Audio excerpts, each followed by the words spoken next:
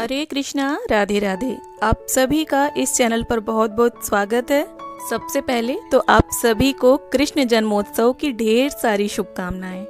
आज इस वीडियो के माध्यम से आप देख पाएंगे कि जन्माष्टमी पर किस प्रकार हमें लड्डू गोपाल की सेवा पूजा करनी होती है सुबह से लेकर रात्रि तक। जन्माष्टमी पर कान्हा जी के पूजन से संबंधित सभी विधियां आप इस वीडियो में स्टेप बाय स्टेप देख पाएंगे, तो वीडियो को अंत तक जरूर देखिएगा।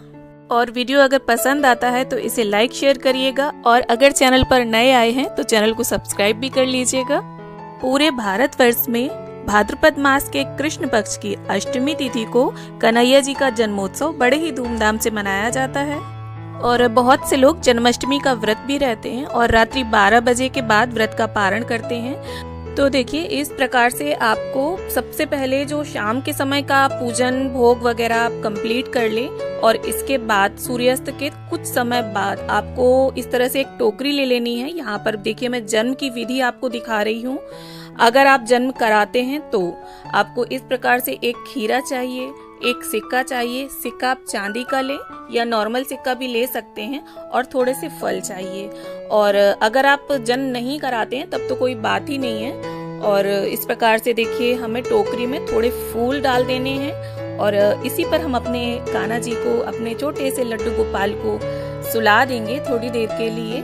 और जब 12 बजे के बाद मंदिरों में शंखनाद होने लगता है, उसके बाद हम इनका जन्म कराते हैं। और इस तरह से फूलों से ढक दीजिए, थोड़ा सा खुले भी रहने दीजिए, जिससे हमारे लड्डू गोपाल को दिक्कत ना हो सांस लेने में। और 2 खीरे आप रख दीजिए, और जो भी फल उपलब्ध हो आपके पास वो रख दीजिए। अब बहुत से लोग तो इस तरह कराते हैं, ये जन्म की एक प्रॉपर विधि है। और अगर आप सिंपल वे में कराना चाहते हैं तो उन्हें बैठा रहने दीजिए, और एक शाम की पूजा अर्चना भोग के बाद उन्हें कवर कर दीजिए। और यहाँ पर देखिए, मैंने चुन्नी से कवर कर दी है। और इसके बाद रात्रि में जब शंखनाद होगा, घंटे वगैरह बजते हैं मंदिर में, तब देखिए पता चल जाता है अपने आप ही कि लड्डू गोपाल का जन्म हो गया है। तब ये प्रक्रिया हमें करनी है। और सारे फल हटा दीजिए आप। और उसके बाद जो ये खीरा, हमने डंठल वाला खीरा लिया है, डंठल वाले खीरे का ही महत्व ज़्यादा है। तो इस प्रकार से हमें खीरा कट कर लेना है। और अगर बड़ा खीरा, बहुत ज़्यादा बड़ा खीरा है, तो बहुत से लोग तो खीरे के अंदर भी लड्डू गोपाल को रखकर जन्म कराते हैं, जगह बनाकर। और ये जो डंठल होगा, इसे आपको यहाँ वहाँ नहीं फेंकना है, किसी गमले में गाड़ दीजिए। और ये जो बाकी का खीरा है, इसे सभी लोग प्रसाद के रूप में ले लीजिए। और देखिए, चाकू यूज नहीं करना है हमें। और इसके बाद देखिए, आराम से प्यार से अपने लड्डू गोपाल को आप उठाइए।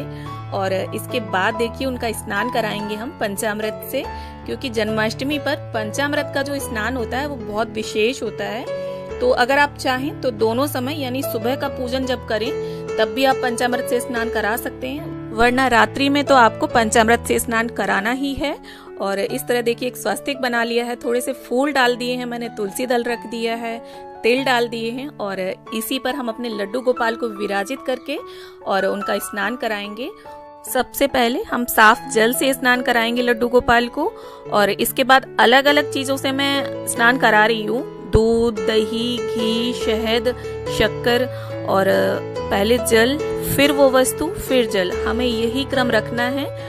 और देखिए, बहुत से लोग तो ऐसे होते हैं कि लड्डू गोपाल नहीं है जिनके घर में, तो आप कृष्ण भगवान की कोई भी फोटो हो, आप उनका पूजन कर सकते हैं। वरना देखिए, जन्माष्टमी पर तो विशेष रूप से कृष्ण भगवान के बाल स्वरूप, यानी हमारे लड्डू गोपाल की सेवा पूजा का महत्व अधिक है। तो इस प्रकार से देखिए, हल्के हाथों से हमें दही से मालिश टाइप की करनी है। इससे हमारे लड्डू गोपाल एकदम चमक जाएंगे। जैसे हम छोटे से बच्चे को ट्रीट करते हैं नहलाते समय, ठीक वैसे ही हमें अपने लड्डू गोपाल को स्नान कराना है। तो जैसा कि मैंने बताया, जन्माष्टमी पर विशेष रूप से लड्डू गोपाल जी की सेवा पूजा की जाती है। तो अगर आप भी लड्डू गोपाल की सेवा पूजा का भाव रखते हैं और उन्हें घर पर लाना चाहते हैं, तो जन्माष्टमी से अच्छा अवसर तो हो ही नहीं सकता। आप इस जन्माष्टमी लड्डू गोपाल को अपने घर में जरूर लेकर आएं।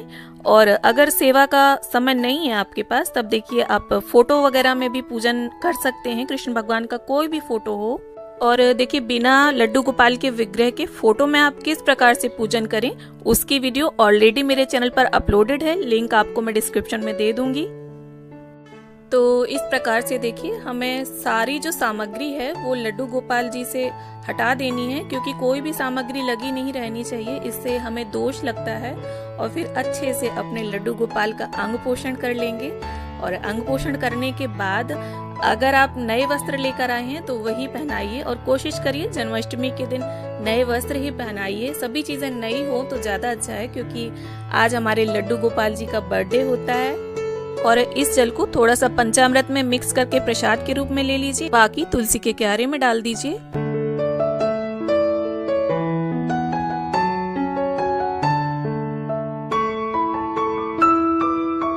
और ये देखिए हमारे प्यारे से छोटे से लड्डू गोपाल तैयार हो गए हैं, और तैयार होके कितने प्यारे लग रहे हैं। और इसके बाद देखिए सबसे पहले आपको उन्हें शीशा दिखाना है, और शीशा आप इस तरह का लें जो बंद हो, किसी और ने उस में अपना फेस ना देखा हो।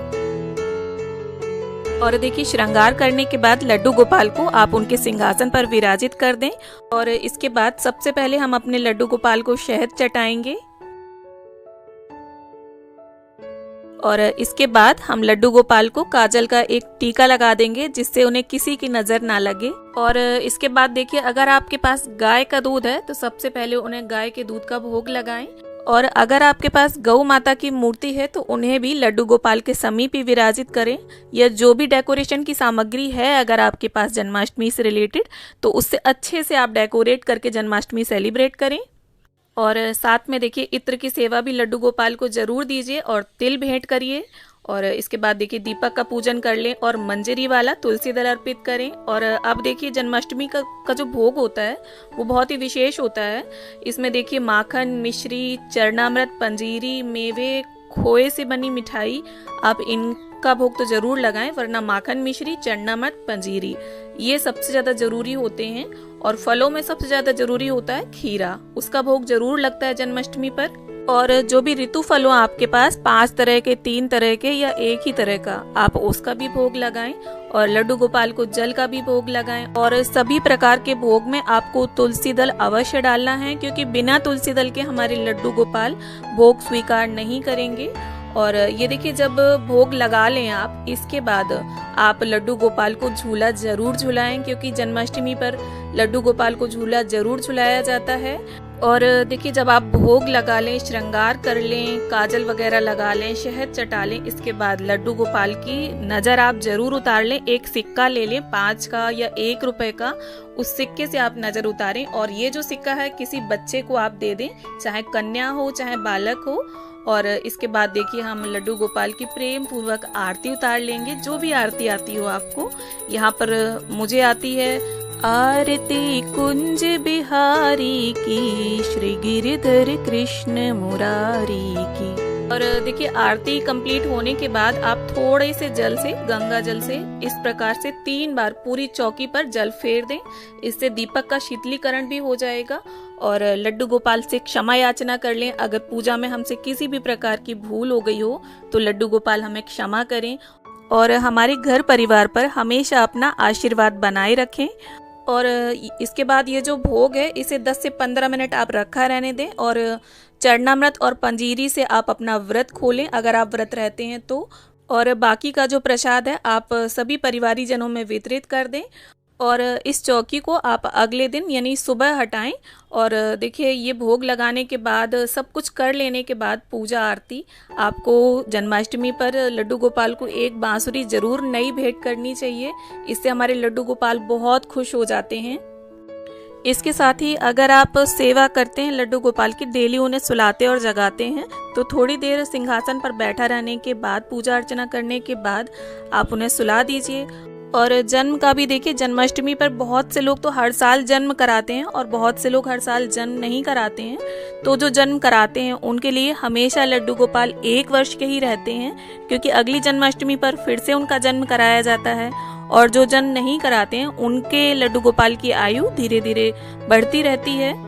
तो उम्मीद करती हूँ वीडियो में दी गई जानकारी आप सभी को जरूर पसंद आई होगी। तो मिलते हैं अगले वीडियो में, तब तक के लिए हैप्पी जन्माष्टमी।